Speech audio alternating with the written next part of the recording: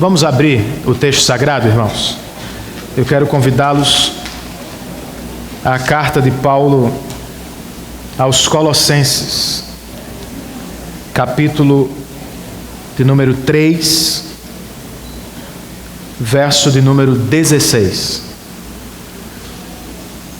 Nós conhecemos bem João 3,16.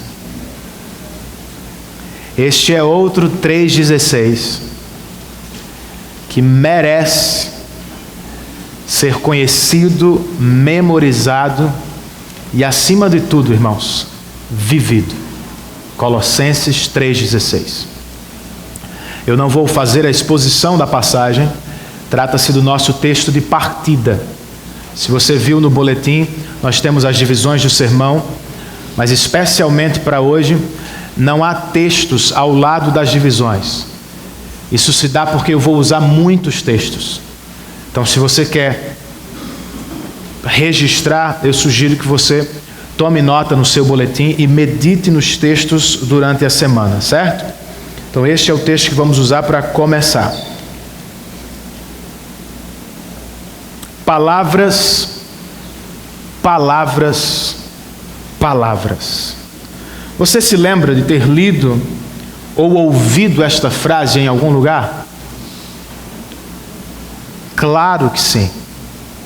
Estamos falando do clássico de Shakespeare, Hamlet. Alguém pergunta ao príncipe: o que o senhor está lendo? Ele estava com um livro nas mãos. E o mesmo responde: palavras, palavras, palavras. É uma resposta melancólica. Embora, obviamente, o livro dissesse muito mais, para o príncipe, era apenas respingos de tinta no papel. Era um aglomerado de sons sem significado especial. Neste sentido, irmãos, mesmo tendo escrito por volta do ano de 1600, Shakespeare nos parece muito atual, pois nos nossos dias não há significado real, há apenas palavras. Não há verdade absoluta, dizem os intelectuais, há somente palavras. Ainda assim, elas são muito importantes, especialmente se estamos falando das palavras de Deus. Na verdade, irmãos, a palavra de Deus é o que há de mais importante na vida dos cristãos e na vida das igrejas. Em uma igreja verdadeiramente saudável, por exemplo, a pregação da palavra não termina com o final do culto. Ela começa durante o culto. Em uma igreja saudável, como nós buscamos ser, a palavra de Deus não está limitada a um sermão por semana. Ela reverbera, alcança as canções que cantamos, modela as orações que fazemos, enche as nossas conversas em casa com filhos e cônjuges, nos dá direção e motivação para toda semana. Por isso, irmãos, por mais cínico que seja o mundo em relação às palavras, como cristãos que somos, devemos dar toda a atenção à palavra de Deus. Nossas famílias e nossas igrejas são fortalecidas, crescem e amadurecem na palavra de Deus. Vamos ler este verso de abertura, Colossenses capítulo 3, verso 16. O texto inspirado registra o seguinte: habite ricamente em vocês a palavra de Cristo. Ensinem e aconselhem-se uns aos outros com toda a sabedoria. E cantem salmos, hinos e cânticos espirituais com gratidão a Deus em seu coração. Vamos orar outra vez? Senhor, concede-nos a iluminação do Teu Espírito, pois sozinhos nós não podemos, não conseguimos compreender e muito mais receber o que Tu tens para nos falar. Por isso, Senhor, nós Te rogamos pela assistência do Espírito. Eu não me atreveria a estar aqui diante do Teu povo sem a Tua assistência. Meus irmãos não deveriam se aproximar do culto cristão sem pedir por Tua ajuda. Joga as nossas resistências por terra, Senhor. Vence o nosso coração orgulhoso. Ensina-nos, exorta-nos e faz da nossa igreja e das nossas famílias, igreja e famílias centradas na palavra. É o que nós queremos. E por isso oramos em nome de Jesus. Amém. De acordo com este capítulo de Colossenses, irmãos, os cristãos devem viver uma vida santa, não apenas aos domingos, não somente nos templos de adoração. Como você pode perceber ao final deste capítulo, os cristãos devem ser santos tanto na família como no mundo. Mas como? Segundo a orientação inspirada do apóstolo Paulo neste texto, para viver uma vida de santidade na família e no mundo, os cristãos precisam viver para Cristo e ao mesmo tempo precisam fazer morrer os pecados. Precisam fazer morrer a própria natureza pecaminosa. Vida cristã, como já disse alguém, é menos parque de diversão e é muito mais guerra. A cada manhã, eu e você precisamos tomar esta decisão. Vamos viver este dia para Cristo ou vamos viver este dia para nós mesmos? Vamos viver para atender à vontade dEle ou vamos viver para cumprir a nossa vontade? É uma guerra, irmãos, às vezes pesada e sempre constante. E sendo sincero, não vencemos toda vez. Vez por outra perdemos a batalha.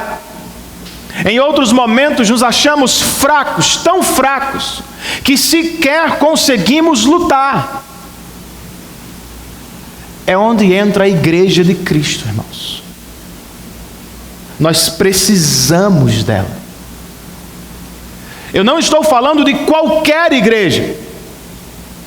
Eu estou falando, como encontramos neste texto, de uma igreja centrada, habitada pela palavra.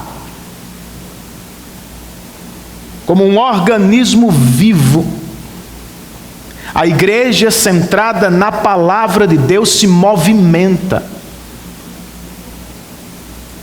Os irmãos se reúnem durante a semana para ensinar e para aprender uns aos outros, uns com os outros. Eles se acham nas casas, no trabalho, ao meio-dia ou no jantar, para aconselhar e discipular uns aos outros, a palavra em ação. Aos domingos, os cristãos se reúnem, para quê? Para orar a palavra, para cantar a palavra, para ouvir a palavra pregada. Pois é assim, irmãos, e somente assim, que cristãos crescem e são fortalecidos. É também assim que nasce a igreja, é assim que ela cresce e é fortalecida. Como isso se dá na prática, Renan?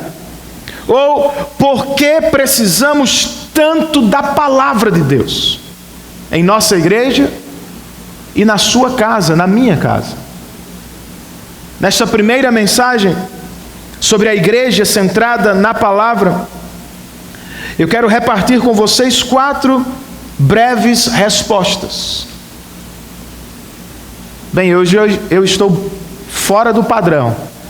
Nem tenho 3 divisões, tenho 4, e não vou fazer uma exposição, vou fazer um sermão temático. Primeira resposta, irmãos, por que precisamos tanto da palavra? Nós precisamos da palavra porque ela age, ela está viva, ela é eficaz. Para essa primeira divisão, eu quero apresentá-la fazendo afirmações doutrinárias sobre a palavra. A primeira afirmação: a palavra é uma extensão do próprio Deus. Em outras palavras, ouvir a palavra é ouvir o próprio Deus, meu irmão. Foi o que o profeta Natan disse a Davi, depois de revelar o pecado que ele cometeu com Batseba. Isso está registrado em 2 Samuel 12. Se você quiser tomar nota, não abra o texto. Tome nota se quiser. O profeta primeiro, sendo boca de Deus, diz a Davi: você desprezou a palavra do Senhor. No mesmo fôlego, e ainda sendo boca de Deus, ele diz não somente isso: ao desprezar a palavra de Deus, você me desprezou. Desprezou o próprio Deus. Era o que estava na mente do salmista, irmãos, quando ele escreveu sobre a palavra. Salmo de número 29, ele diz: a voz do Senhor quebra os cedros do Líbano. Imediatamente depois ele continua: o Senhor quebra os cedros. Primeiro, a voz do Senhor os quebra, e depois o Senhor os quebra. Ele continua: a voz do Senhor faz tremer o deserto. O Senhor faz tremer os desertos de Cádiz. É um paralelo, irmãos. A voz do Senhor é a mesma coisa aqui que o próprio Senhor. Ou seja, a palavra de Deus é uma extensão do próprio Deus. Segunda afirmação sobre a palavra: Deus age por meio da palavra. Foi assim que, segundo Moisés, Gênesis 1, ele trouxe o mundo à existência por meio da palavra. É assim que ele o sustenta até hoje, diz o autor de Hebreus no capítulo 1 de sua carta. É assim também que Deus estabelece relacionamento com homens e mulheres pela palavra. Ele chamou Abraão, ele chamou Moisés, ele chamou Davi. Deus estabelece relacionamentos por meio da palavra. Mas como é que isso se dá, Renan? Se pecadores estão mortos espiritualmente, como é que eles podem ouvir a voz de Deus e responder? Outra afirmação da palavra, irmãos, ou sobre a palavra: Deus age por meio da palavra em conjunto com seu Espírito. Não foi o que Jesus disse a Nicodemos? Você precisa nascer de novo, e isso se dá pelo poder do Espírito. Não foi o que Ezequiel soube ou ficou sabendo no vale de ossos secos. Deus perguntou a ele: filho do homem, podem esses ossos reviver? O profeta disse: Senhor, tu sabes. Qual foi a resposta de Deus para ele? Filho do homem, profetiza a minha palavra, e eu enviarei o meu Espírito. A palavra é uma extensão de Deus. Deus age por meio dela em conjunto com o Espírito. E para a nossa alegria, irmãos, Ele resolveu contar conosco. É uma outra afirmação sobre a palavra. Deus, que fala pelo Espírito na palavra, por graça, resolveu usar homens e mulheres. Jesus disse a seus discípulos em dado momento de seu ministério: quem os ouve, ouve a mim. Escrevendo à igreja de Tessalônica, no capítulo 2 de sua primeira carta aos Tessalonicenses, Paulo diz: quando vocês receberam a minha palavra, vocês não a receberam como palavra de homens, vocês a receberam como palavra de Deus. Resumindo, irmãos, a palavra é uma extensão de Deus. Deus age por meio de sua palavra e da atuação conjunta de seu Espírito. E isso Ele faz por intermédio de pregadores, cristãos que falam e pregam a palavra. Você crê nisso? Claro, Renan, alguns estão dizendo, trata-se de algo óbvio, eu sei. As coisas óbvias são as mais esquecidas às vezes no nosso coração. E por isso, repetidamente, irmãos, você vai encontrar o Senhor dizendo na palavra: lembrem-se, lembrem-se, lembrem-se, não esqueçam do óbvio. É importante lembrar deste óbvio hoje. Sabe por quê? Porque existe dentro de cada um de nós um impulso satânico que quer separar Deus de sua palavra. Como fez com os nossos primeiros pais, Satanás vive a nos sugerir o seguinte: vocês podem amar a Deus sem amar ou obedecer a sua palavra. Não foi o que ele disse a Eva? Mas foi o que Deus falou mesmo? Você ainda pode obedecê-lo, amá-lo, mesmo rejeitando a sua voz. É uma mentira, irmãos. Nós também estamos cercados por muitas teologias contemporâneas que tentam, como a serpente, separar a palavra de Deus da Bíblia Sagrada. Há cristãos, pasmem vocês, pessoas que se chamam cristãs, que não acreditam na palavra, irmãos. A voz do Senhor não poderia estar restrita à palavra. A Bíblia tem a palavra de Deus, contém, não é extremamente perigoso. Outros que também se apresentam como cristãos, em busca de experiências místicas com o Espírito, acabam desprezando quase que totalmente a palavra. Eles dizem: não queremos ouvir a voz do Senhor, queremos sentir a sua presença. Imagine um amigo seu sentado ao seu lado no sofá, e você tenta conversar e ele o interrompe e diz: não,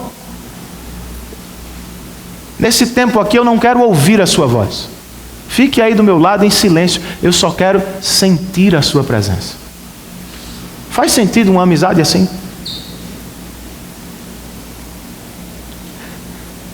Desde o início, irmãos, Deus se relacionou com o seu povo por meio de palavras. Como diz o pastor Mark Dever, nós vivemos na era do ouvir e não do ver. A propósito, de capa a capa, a Bíblia proíbe fazer imagens. O meio de Deus falar com o seu povo é por meio de palavras. Portanto, se você quer conhecer a Deus de fato, se quer levar a sua vida cristã a sério, você não tem opção, meu amigo. Você precisa ler e ouvir a palavra continuamente. Não existe cristianismo autêntico sem Bíblia, irmãos. Agora, ler a Bíblia para os cristãos não é um exercício meramente intelectual, irmãos. Ler a Bíblia, se ela é a extensão do próprio Deus, é se encontrar com Ele a cada manhã. Nós não podemos abrir a Bíblia como abrimos o livro da faculdade ou da escola. Não é assim que funciona. Esse livro tem geografia, mas não é de geografia. Tem história, mas não é de história. Este livro é de revelação. Ao ler a palavra, ouvir a palavra, Deus está falando, meu irmão. Levá-la a sério. Ler a Bíblia continuamente é voltar a caminhar com Deus no jardim, como dizia um antigo pai da igreja. Se é assim, se Deus fala por meio da palavra, e nós declaramos que sim, qual é o tempo que damos à palavra durante a semana, irmãos? E como é que você se aproxima da palavra no culto público aos domingos?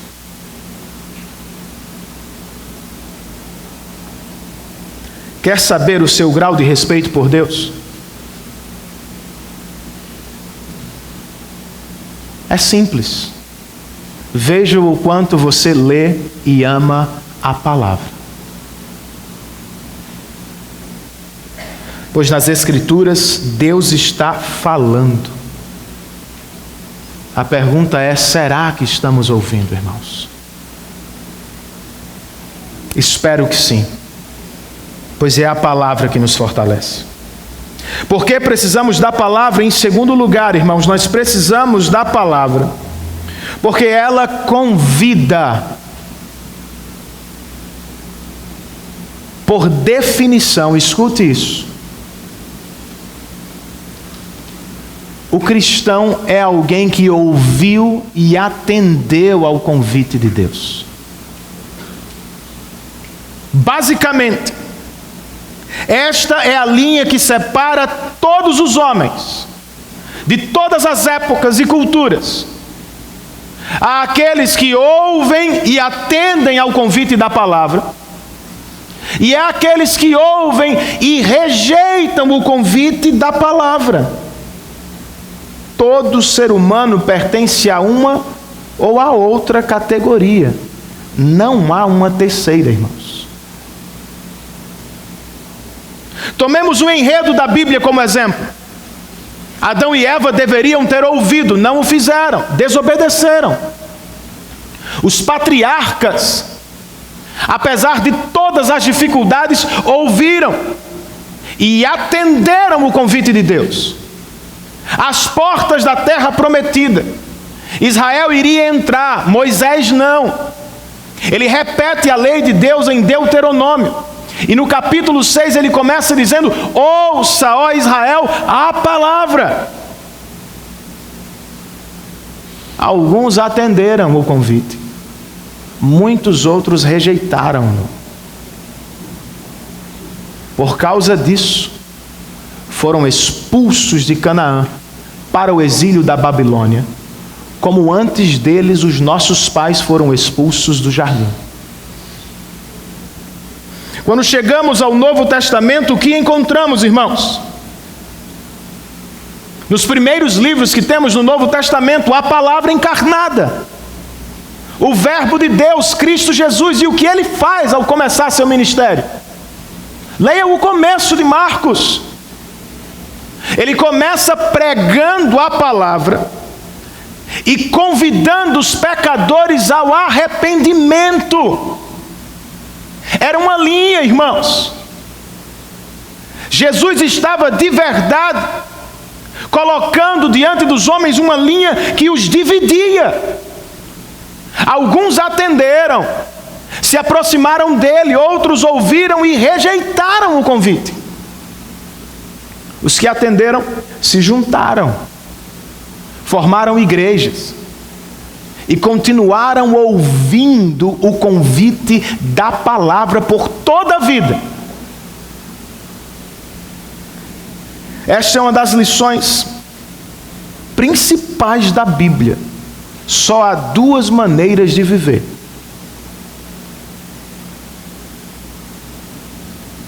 Você escuta a palavra e a atende, ou você escuta a palavra e a rejeita. E nossa resposta, irmãos, não necessariamente apenas com um levantar de mãos, ou como um frequentar a igreja, mas nossa resposta diária indica de que lado estamos. Pois de acordo com Jesus, nós não podemos servir a dois senhores. Atendemos a nosso governo ou ao governo dele. Vivemos para cumprir a sua vontade ou vivemos para dar voz à nossa vontade. É uma coisa ou outra, não há meio termo. Por isso, com alguma seriedade, nós precisamos pensar, irmãos. Já atendemos de verdade? Você já respondeu de maneira positiva ao convite de Jesus? Por exemplo, vocês sabem, nem todo mundo é família de Deus. E nem todo cristão que se apresenta assim é família de Jesus. Foi Ele quem nos disse isso. Minha família não são aqueles que nasceram em Israel apenas. Os judeus se achavam família de Deus por nascimento. Ele disse: não. Minha família é feita de pessoas que ouvem a palavra e a praticam. Em outro lugar ele disse: nem todo mundo é minha ovelha. As minhas ovelhas ouvem a minha voz e me seguem. Essa é a questão, meu amigo. Talvez a mais importante deste dia para você. Você tem certeza que é família de Deus? Você está convicto de que é ovelha do pastoreio de Jesus Cristo? Um esclarecimento, irmãos. Nós não nos tornamos ovelhas do rebanho de Cristo porque conseguimos atender a tudo que a palavra espera de nós. Seria mérito assim. Não é como acontece. Nós nos tornamos ovelhas do aprisco de Cristo porque Ele mesmo ouviu e cumpriu tudo aquilo que nós não poderíamos cumprir. Nós somos salvos pela graça. Nós não forçamos nossa entrada à família de Deus por obras, ofertas, religião. Não. O Espírito de Deus ilumina os nossos olhos, nos permitindo ver nossa condição espiritual e nos fazendo correr para Cristo como nosso Salvador. Isso é verdade. Eis o Evangelho da graça. Agora, o Espírito que nos salva por meio da pregação de Cristo Jesus, quando o faz, irmãos, também nos transforma. Não há cristão genuíno sem transformação de vida. E sabe uma das primeiras coisas que o Espírito transforma nos nossos corações? A nossa inclinação para a palavra. Volte à sua história e pergunte-se o que foi que nasceu em mim quando o Espírito me regenerou, quando eu ouvi o Evangelho. Havia em você, como eu vivi, um desejo por conhecer a palavra. Não vamos cumpri-la perfeitamente, irmãos. Ainda vamos tropeçar, vamos vacilar. Mas se atendemos ao convite do Evangelho, ao menos nós desejamos cumprir a voz do Senhor.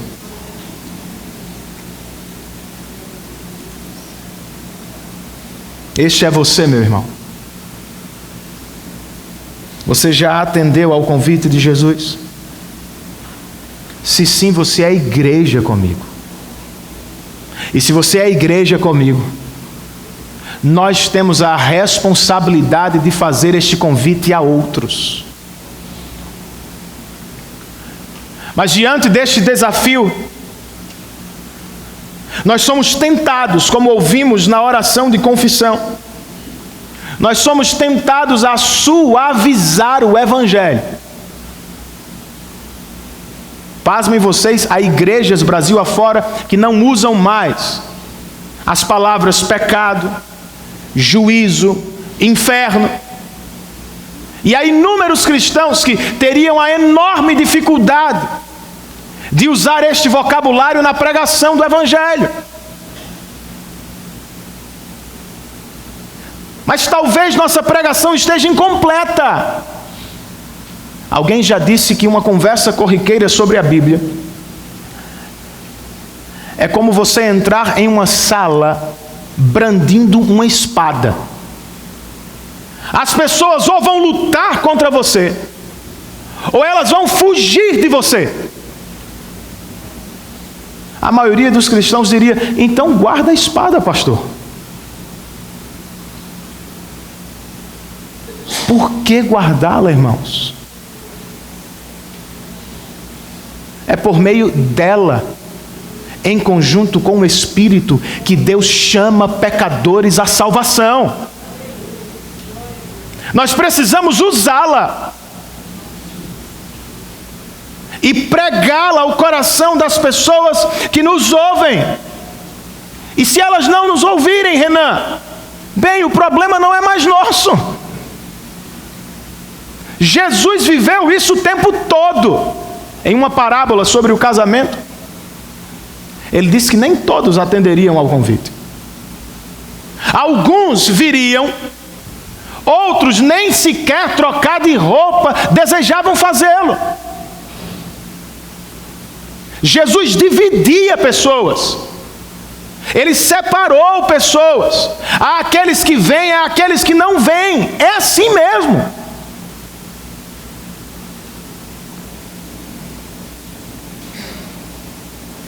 O convite sempre funciona, irmãos. Pois, como disse Jesus, as suas ovelhas vão ouvir a sua voz. Pregue o Evangelho no poder do Espírito. E se lhe ajuda, concentre-se na maravilha do convite e na beleza do mensageiro. Citando Isaías, o apóstolo Paulo disse em Romanos: como são belos os pés dos que anunciam as boas novas. Mensageiros de boas novas são esperados. À época, eram pessoas que corriam do campo de batalha voltando para as cidades, pela maneira como corriam, as pessoas entendiam: vencemos ou perdemos. As cidades sitiadas ficavam esperando atentamente a chegada de um mensageiro com boa notícia. Você é um deles. Nós temos uma boa notícia para falar às pessoas, irmãos. Ela não é feita de uma lista de regras, do tipo: se você fizer, você recebe. Se tirar 10, você ganha presente no Natal. Eu já disse, Papai Noel é legalista. Só dá presente a quem tira 10. Não é assim que funciona no Evangelho, irmãos. A boa notícia do Evangelho não é: tente, meu amigo. Se você conseguir, você vai ser salvo. A boa notícia do Evangelho é: você não consegue, mas Cristo conseguiu por você. O convite não é para tentar fazer. O convite é: atenda àquele que já fez tudo o que você precisava na cruz do Calvário.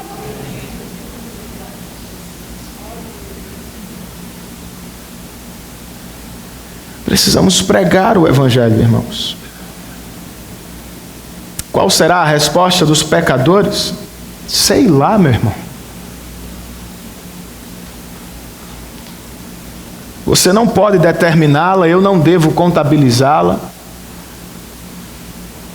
Nosso trabalho não é de contabilidade, nossa missão é pregar o Evangelho, irmãos, e fazer discípulos de Cristo àqueles que o Senhor chama pelo Espírito de maneira eficaz. Ele chama, e quando Ele o faz, nós notamos. Nenhum homem ou mulher que nasceu de novo passa sem ser notado. Outro dia eu conversei com uma senhora à porta da igreja que me disse: pastor, eu acho que eu nasci de novo. Eu disse: você acha isso por quê? De repente eu tenho vontade de ler a Bíblia. Eu detestava culto, agora eu conto os dias para estar aqui. Eu nunca entendi a mensagem de Cristo na cruz, agora eu a amo. Ela não veio à frente, não houve apelo, não teve show, mas o Espírito está falando, irmãos. Preguemos. Os resultados estão nas mãos dele. Porque precisamos tanto da palavra? Terceira resposta: porque a palavra liberta.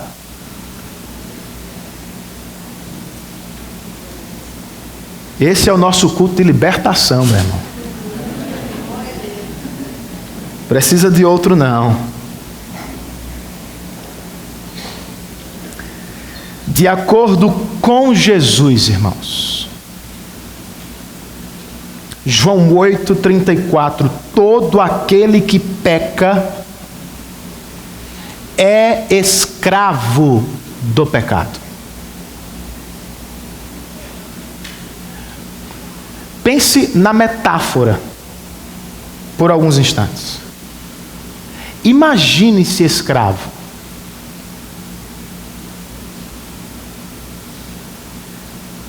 Você tem um dono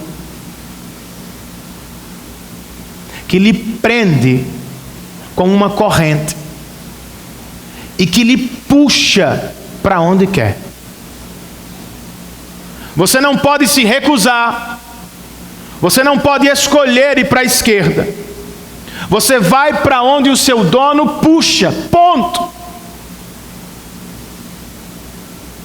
Segundo a Bíblia, irmãos, o pecado não põe uma corrente ao redor do pescoço. É pior do que isso. O pecado põe uma corrente ao redor do coração. Nossas paixões, vontades, crenças, desejos, todos eles estão presos.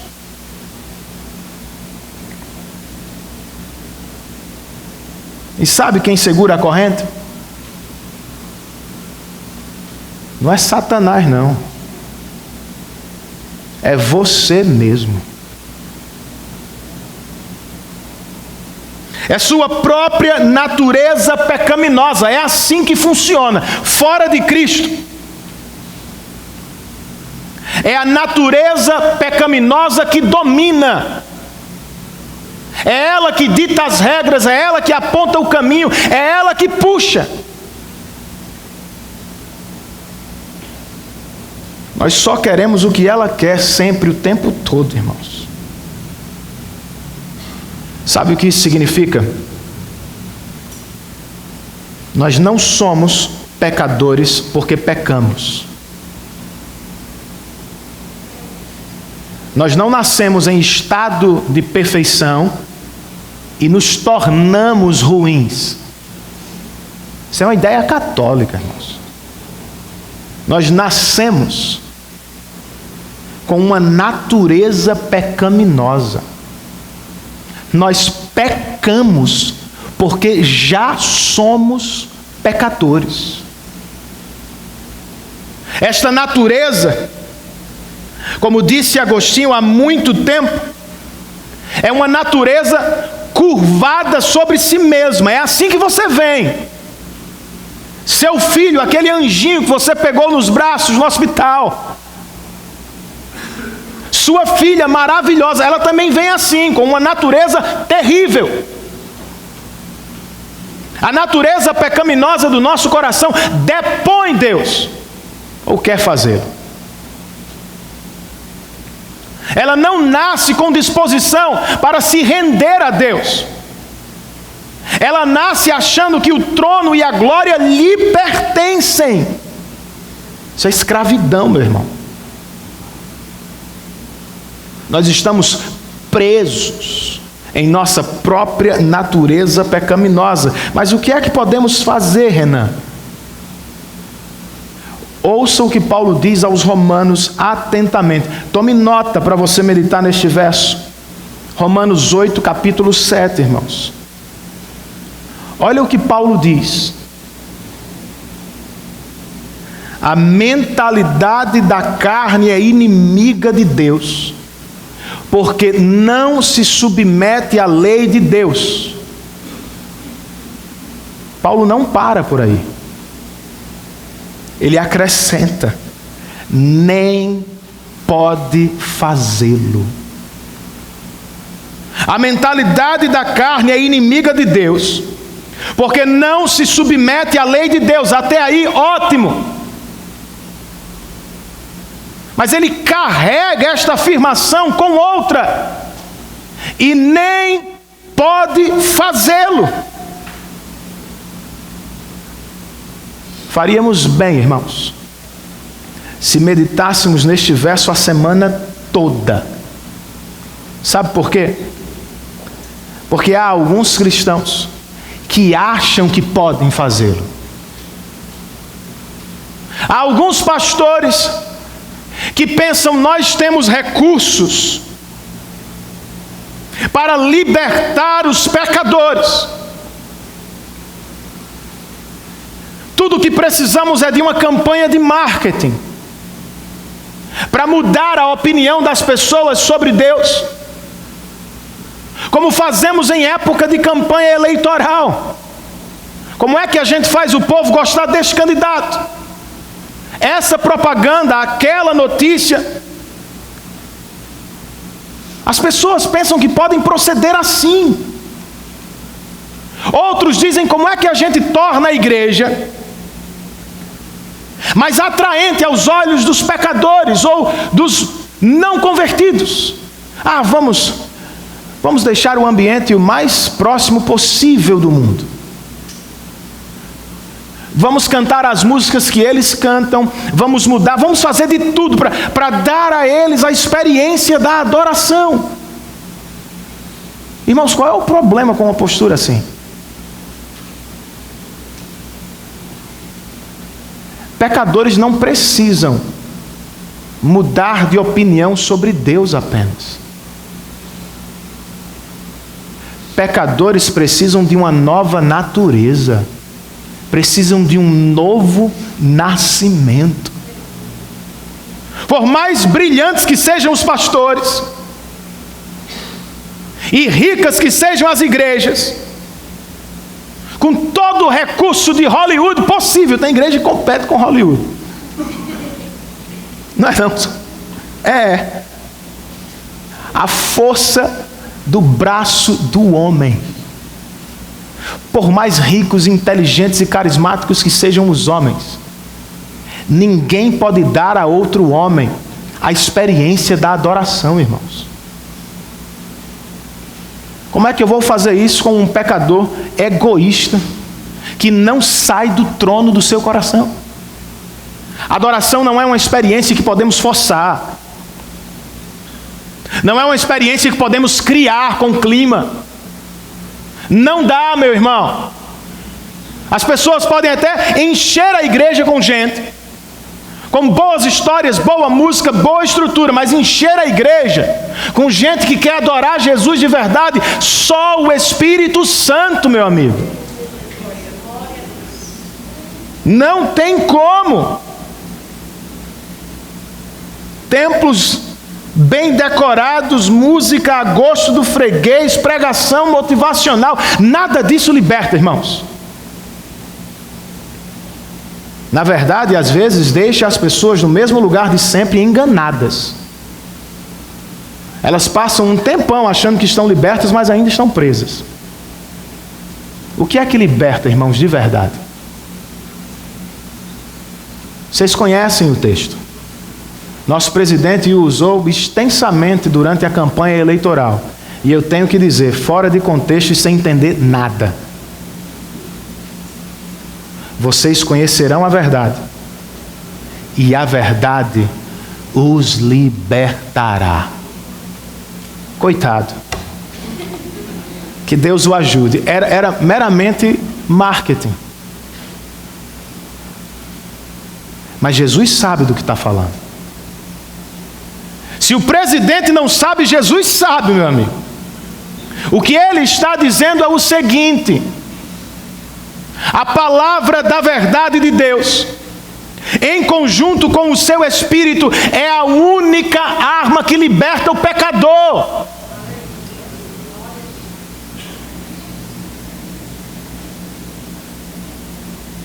Tudo começa com um pretenso rei, sentado em um trono fictício, e achando que toda a glória do mundo lhe pertence. Isso é você. Sou eu também. E então chega um mensageiro do rei, do verdadeiro, e a mensagem dele é a seguinte: o rei está a caminho, e ele pode perdoá-lo, mas você precisa se render, meu amigo. O camarada cheio de si, que acha que é o dono do mundo, consegue fazer isso sozinho? É o que acontece, irmãos. É o que vivemos em cada reunião dominical. Verdade e mentira se encontram, se confrontam, duelam, batalham. E os crentes devem estar suspensos em expectativa,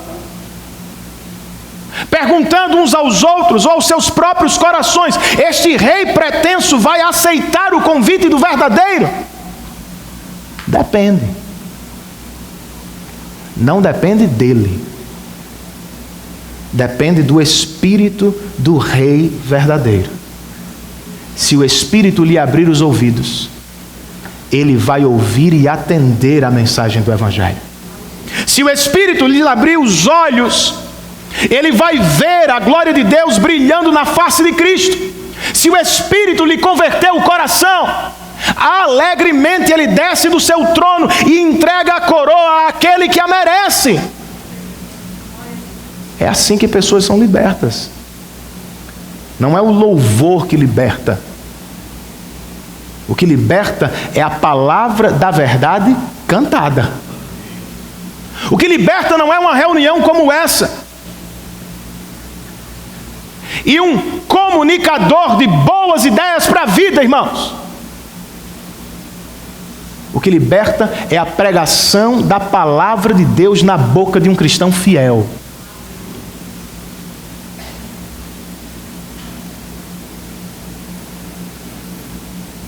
Por isso, irmãos, a prioridade de nossa igreja precisa ser o ministério da palavra.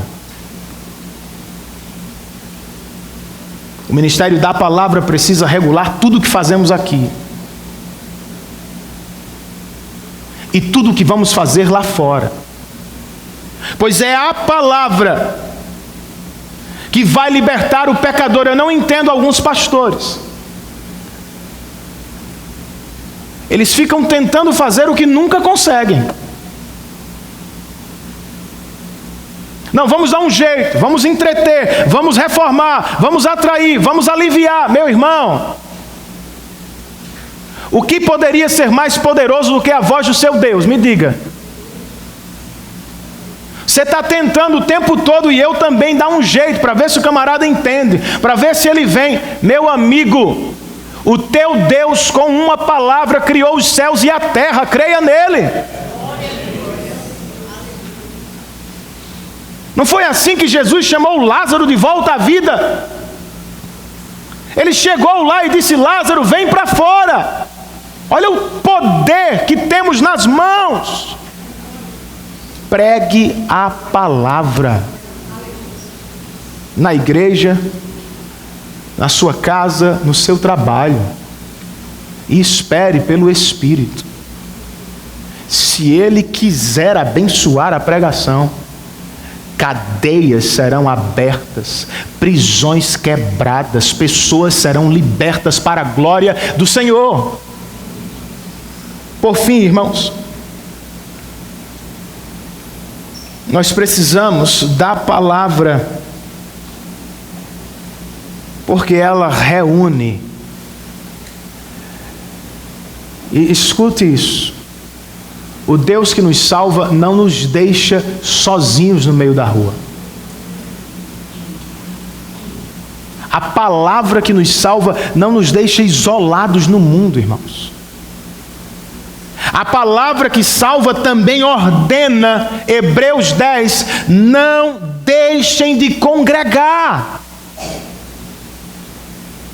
A palavra que salva cristãos individualmente os reúne todos em congregação. Leia Atos.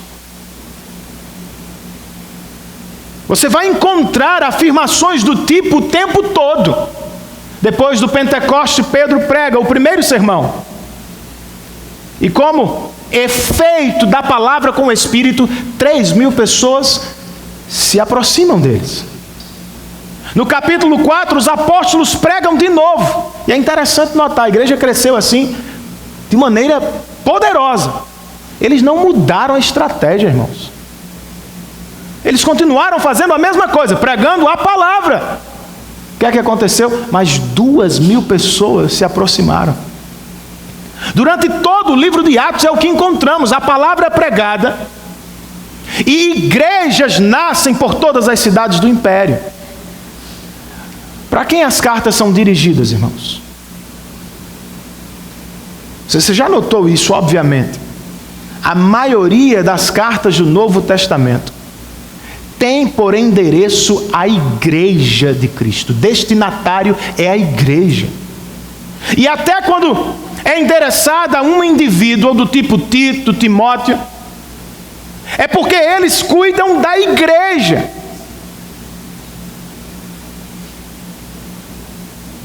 O efeito, portanto, da palavra pregada não é o surgimento de um cristão isolado no mundo. É o surgimento de uma igreja que se reúne, que congrega, irmãos. E o que é que ela faz quando está reunida?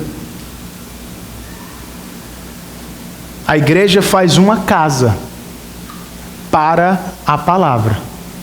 Não foi o que lemos ao início, em Colossenses? Paulo diz: habite ricamente em vocês a palavra. Ensinem e aconselhem-se uns aos outros com toda a sabedoria. Cantem salmos, hinos e cânticos espirituais com gratidão a Deus de coração. A palavra grega traduzida por habitar aqui significa fazer uma casa. A palavra deve fazer morada em nossas igrejas, irmãos. Por meio dos ensinos, das canções e orações. Eis uma igreja centrada na palavra. Eu lhe pergunto, esta é a sua vida? Será esta a nossa realidade? Por exemplo, fomos mesmo reunidos pela palavra e para a palavra? Considere isso. Há desejo no seu coração, aos domingos, de se reunir com a igreja para cantar, orar e ouvir a palavra. Os crentes não vêm ao culto apenas porque a Bíblia ordena, irmãos. Os crentes sobem à adoração pública por causa do que são. Eles são cidadãos do reino celestial. Logo, eles amam, enquanto ainda na terra, o encontro com os outros cidadãos celestiais. Eles querem ouvir antecipadamente sobre a pátria celeste. Eles amam isso. Crentes se reúnem aos domingos porque eles são filhos adotivos de Deus. Como filhos, nós amamos a reunião em torno da mesa do Senhor. Nós nos reunimos, irmãos, a cada semana para cultuar, porque nós somos ovelhas do Supremo Pastor. Nós gostamos de ouvir a sua voz. Precisamos dela para liderar as nossas vidas. Em outras palavras, os que foram verdadeiramente salvos não se contentam em aguardar a reunião celestial que se dará no fim dos tempos. O crente deseja viver um pouco do céu na terra. E não há nada que assemelhe-se mais ao céu do que o culto congregacional da igreja, irmãos. Se você não gosta de culto, você não gostará do céu. Se você não tem prazer nas canções que cantamos aqui, você não gostará das canções que vamos cantar para sempre lá. Então pergunte-se com alguma seriedade: tenho eu desejo por congregar? Esse desejo por congregar é tão importante quanto o desejo por praticar justiça. Ele é uma marca distintiva daqueles que foram alcançados pela palavra. Outra marca daqueles que foram alcançados pela palavra é a seguinte, irmãos: paciência no ouvir a palavra durante uma pregação pública. Ouvir a palavra com atenção pode ser um trabalho demorado e penoso. Eu sei disso. E a coisa se agrava porque vivemos em uma época de filmes e de menos livros. Você se deleita em assistir um filme em 2 horas, mas tem uma enorme dificuldade de ler o mesmo conteúdo em 60 horas. Para que ler o livro se tem um filme? Nós vivemos na era das mensagens curtas e impactantes. 30 segundos, 2 minutos. Se elas não nos cativarem nesse período curto, nós as deixamos de lado. Os melhores professores de oratória dizem isso. Jesus não. Jesus compara a pregação da palavra, irmãos, com a plantação de sementes. E Isaías com a chuva que cai do céu. Sementes darão frutos lentamente. A chuva molhará a plantação lentamente. Do mesmo modo, por mais difícil que seja para alguns, a palavra de Deus trabalha lentamente. Logo eu lhe pergunto nesta tarde: qual é a duração ideal de um sermão? Deveria ele ser mais breve, mais curto ou mais longo? Se você é mais influenciado pela cultura do que pela Bíblia, muito provavelmente você está dizendo: pastor, o senhor já passou do que eu consigo suportar há muito tempo. 20 minutos seria o suficiente. Eu acho interessante um pensamento assim. Porque as mesmas pessoas viram noites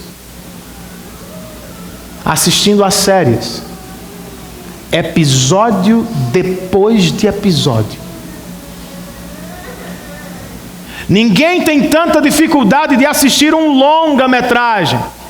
Eu dormi recentemente. O jogo de futebol de 3 horas não é tão difícil. Entretenimento você suporta. Ouvir a palavra de Deus por 1 hora? Não, pastor.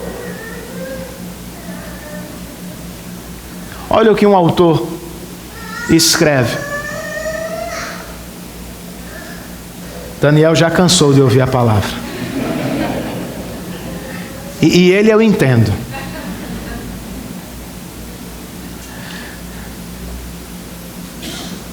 Quando se trata de com quem dormimos, ou de como gastamos nosso dinheiro, os cristãos sabem que a nossa vida deve ser diferente. Reconhecemos que esses assuntos são moralmente importantes. Mas este autor acrescenta: eu gostaria de adicionar algo mais à lista. Algo com consequências morais e espirituais ainda maiores. Nossa paciência e diligência para ouvir a palavra de Deus.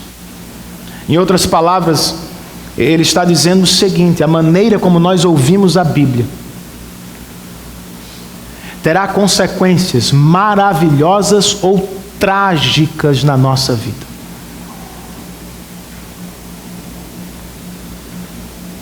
Então, se você é nascido de novo, meu amigo, não venha aos domingos ouvir a palavra orando a Deus com todas as suas forças, para que ela seja breve. Ou não venha esperando a cada domingo um show de oratório. Não venha desejando mensagens curtas, empolgantes e impactantes para a sua vida prática apenas.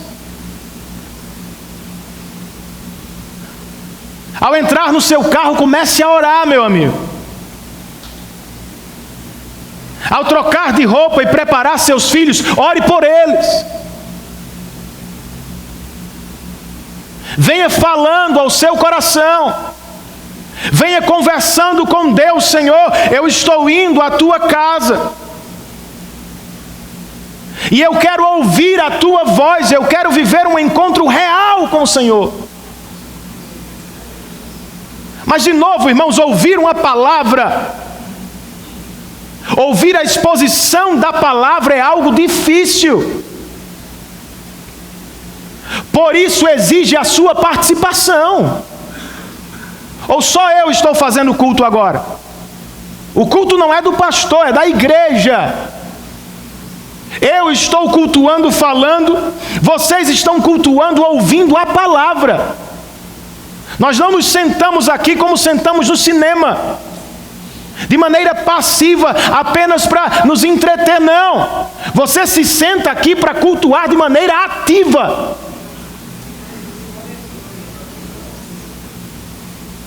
Você estudou duro para passar no concurso. Você vai ministrar aula nessa semana e devotou horas para preparar sua mente e coração.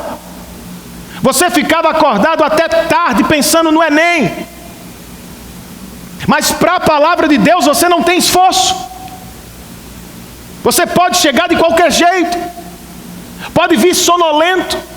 pode dormir durante a pregação, meu irmão. Deus está falando conosco. Se o seu coração está se desviando, bata nele e diga: coração, você é pecaminoso, mas hoje você vai ouvir a voz do meu Deus. Seu corpo está cansado, o meu também, meu amigo. Mas o que poderia ser melhor do que ouvir a voz de Deus, irmãos? Culto também é esforço.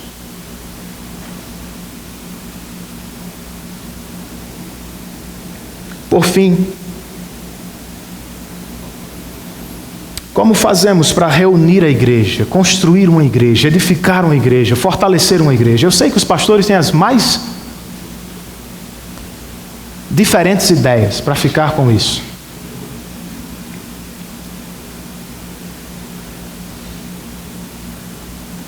Eu tenho uma proposta melhor, biblicamente falando.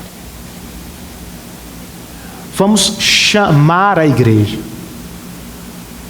com a voz de Jesus. Não foi o que ele disse? As minhas ovelhas ouvirão a minha voz e me seguirão. Chame seu filho para adorar Jesus com a voz dele. Chamemos uns aos outros para adorar a Cristo com a voz dele. E ao chegar aqui, cantemos, oremos e preguemos com a voz de Jesus. O resto é parte dele. Cabe-nos buscar e viver uma igreja centrada na palavra, meus irmãos. Pois por mais pós-moderno que Shakespeare tenha sido em Hamlet, não é assim que cristãos tratam a palavra de Deus. Elas não são um aglomerado de sons sem sentido. Não são respingos de tinta no papel. Não. A palavra é a voz do nosso Deus. Ela gera vida espiritual. Ela a sustenta dentro de cada um de nós. Por isso, sejamos intencionais nesta semana. Não a deixe esperando o próximo domingo. Tome a sua espada antes de sair para o trabalho. Leia a palavra com seus filhos antes de dormir. Se encontre com alguém durante a semana para estudar a palavra. Reparta com um amigo pelo WhatsApp. Use esse negócio para a glória de Deus, meu amigo. Seu devocional. Busquemos, irmãos, ser uma igreja centrada na palavra, ter famílias centradas na palavra.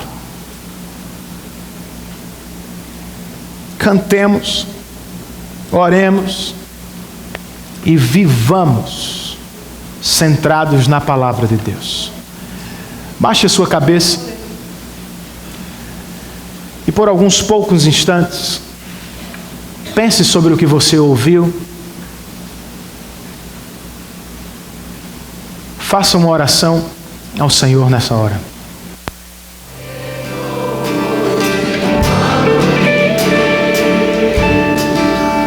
Nós te louvamos, Senhor, pois a salvação não está nas nossas obras, em nossa obediência perfeita. Nossa salvação é Cristo Jesus.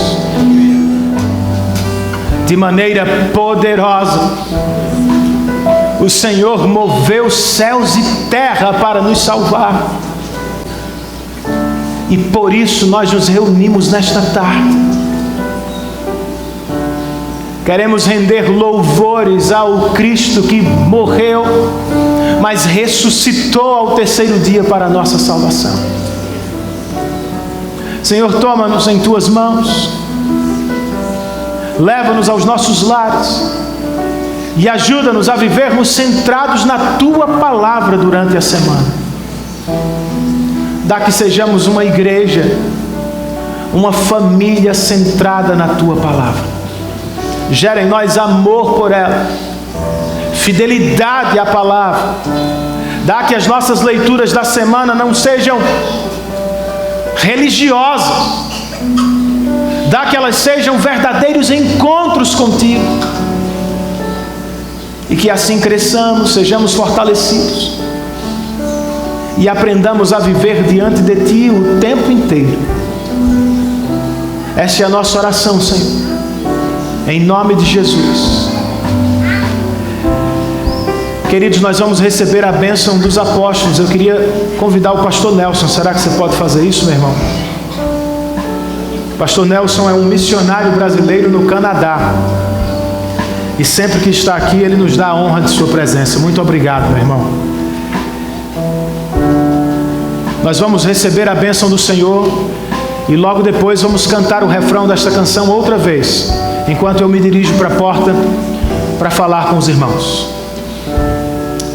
Amém. Que a graça de Jesus Cristo, nosso Senhor, o amor de Deus, nosso Pai, e a comunhão e as consolações do Santo Espírito sejam conosco não apenas hoje, mas para todos sempre.